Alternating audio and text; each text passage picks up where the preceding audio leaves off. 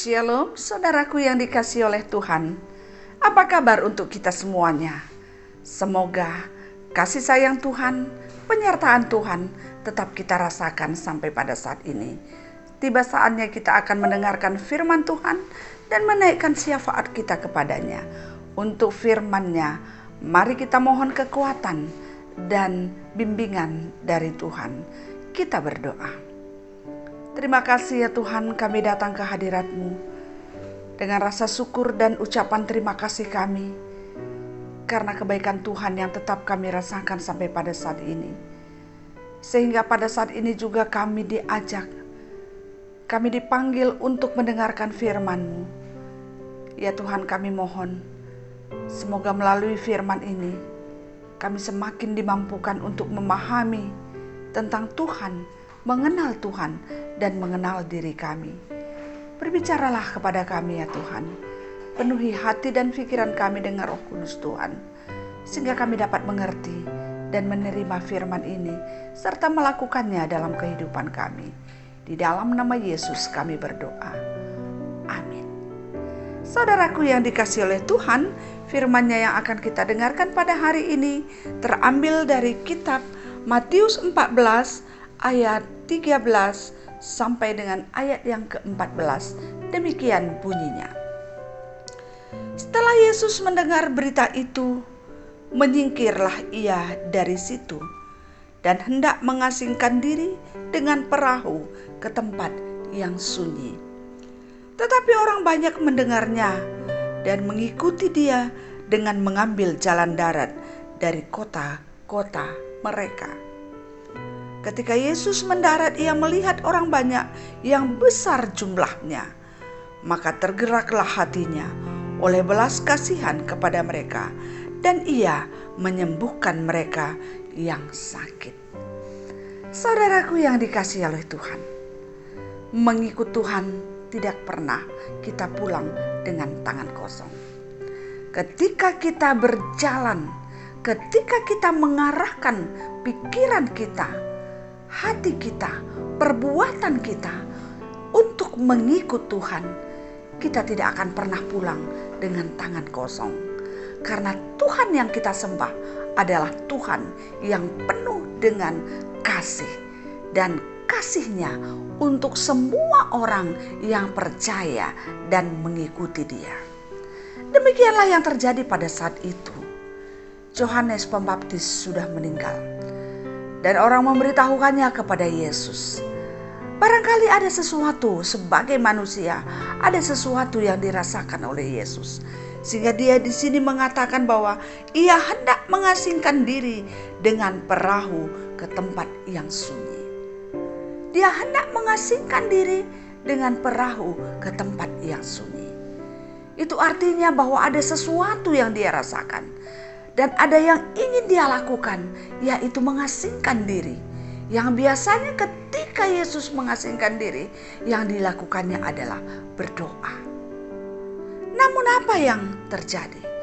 Ternyata banyak orang yang mengetahui perjalanannya. Banyak orang yang tahu bahwa dia naik perahu. Dan mereka semuanya dari berbagai kota datang untuk berjumpa dengan Yesus. Mereka melalui jalan darat karena mereka tahu ketika Yesus menaik ke perahu, dia akan pergi ke satu tempat. Kemana yang dituju Yesus, dia tahu. Sehingga mereka semuanya datang ke tempat di mana kemungkinannya Yesus akan mendarat. Dan begitu banyak orang yang ingin bertemu dengan Yesus. Saudaraku yang dikasihi oleh Tuhan, melihat orang yang begitu banyak, apa reaksi Yesus? Dia katakan di sini dalam firman-Nya, ketika Yesus mendarat, ia melihat orang banyak yang sangat besar jumlahnya. Maka tergeraklah hatinya oleh belas kasihan. Perjuangan orang banyak itu untuk berjumpa dengan Yesus ternyata menimbulkan belas kasihan dalam diri Yesus. Sehingga katanya mereka disembuhkan, yang sakit disembuhkan oleh Yesus. Apa yang terjadi? Ternyata mereka yang datang terlebih-lebih dalam keadaan sakit, ternyata kedatangannya ketika dia mencari Yesus ternyata tidak sia-sia saat dia berjumpa dengan Yesus. Saudaraku yang dikasihi oleh Tuhan, apa arti firman ini bagi kita? Yang pertama, bahwa Yesus yang kita sembah adalah Yesus yang penuh dengan belas kasihan. Dia tidak akan pernah meninggalkan kita sendiri. Dia tidak akan pernah membiarkan kita membawa beban hidup sendiri. Dia tidak akan pernah membiarkan kita dalam penderitaan sendiri. Dia akan kasihan melihat kita. Tapi apa yang penting dalam diri kita yaitu mengikut Dia. Kerinduan hati kita untuk selalu berjumpa dengan Dia. Yang menjadi pertanyaan sekarang bagi kita adalah, apakah memang kita masih selalu punya kerinduan untuk berjumpa dengan Yesus? Adakah kerinduan hati kita untuk bertemu dengan Yesus di dalam kehidupan kita? Adakah selalu kerinduan kita untuk melakukan kehendak Yesus? Adakah perjuangan kita seperti orang banyak ini tadi, berjuang dia untuk berjalan dari tempatnya masing-masing ke arah di mana kemungkinan Yesus akan mendarat.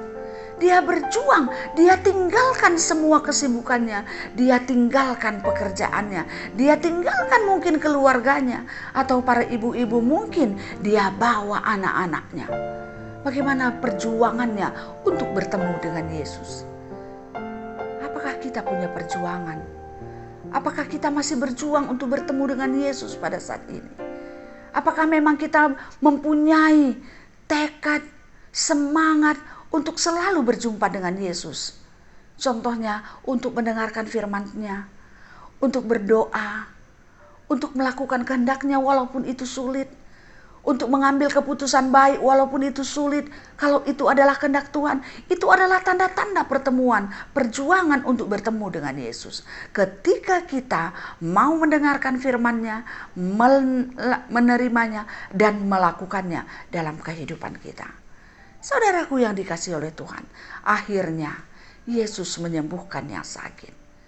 Saudaraku yang dikasihi oleh Tuhan, percayalah, setiap orang yang berjuang untuk bertemu dengan Yesus tidak akan pulang dengan tangan kosong. Tidak akan pulang dengan sia-sia.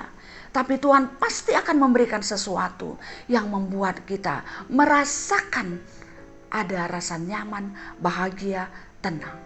Kalau di sini dia katakan yang sakit disembuhkannya.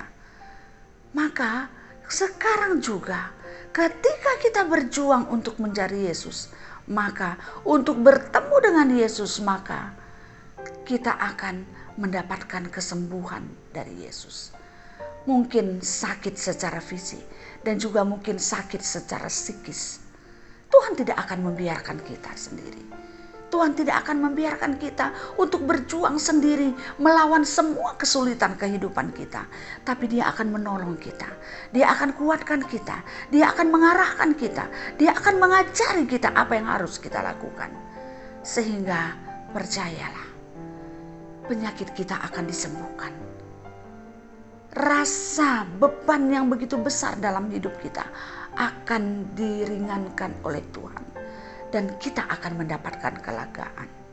Saudaraku yang dikasihi oleh Tuhan, siapapun kita yang pada saat ini mengalami banyak pergumulan dalam hidup kita, mungkin karena sakit penyakit yang ada dalam diri kita, mungkin pikiran kita, perasaan kita, hati kita yang hancur, keinginan kita atau harapan-harapan kita yang belum kesampaian, atau pergumulan-pergumulan yang tidak kita ungkapkan pada saat ini. Tapi kita tahu secara pribadi apa yang kita rasakan sekarang. Datanglah kepada Yesus. Temuilah Yesus. Bawalah hati kita dengan tulus kepada Yesus. Katakanlah, tunjukkanlah rasa sakit kita. Tunjukkanlah penderitaan kita. Maka percayalah, Tuhan akan menyembuhkan kita. Karena setiap orang yang mencari akan mendapat. Setiap orang yang meminta akan diberikan. Setiap orang yang mengetuk akan dibukakan pintu. Oleh karena itu saudaraku yang dikasih oleh Tuhan, ketika mendengarkan firman ini, jangan pernah tunggu waktunya. Teruslah berjuang, bertemu dengan Yesus untuk menyatakan, untuk memperlihatkan seluruh keberadaan kehidupan kita. Maka Dia akan menyembuhkan luka-luka sakit kita dan memberikan apa yang terbaik untuk hidup kita. Tuhan memberkati firman ini dalam hati kita, sehingga melalui firman ini kita akan semakin mampu untuk menikmati kehidupan kita, melakukan yang terbaik, melakukan kehendak Tuhan. Amin. Kita berdoa. Terima kasih ya Tuhan atas firman yang sudah kami dengarkan pada saat ini. Kami bersyukur karena Tuhan begitu baik. Kami berterima kasih atas firman yang sudah kami dengarkan, yang mengingatkan kami untuk boleh mengikut Yesus, untuk boleh berjuang berjumpa dengan Yesus.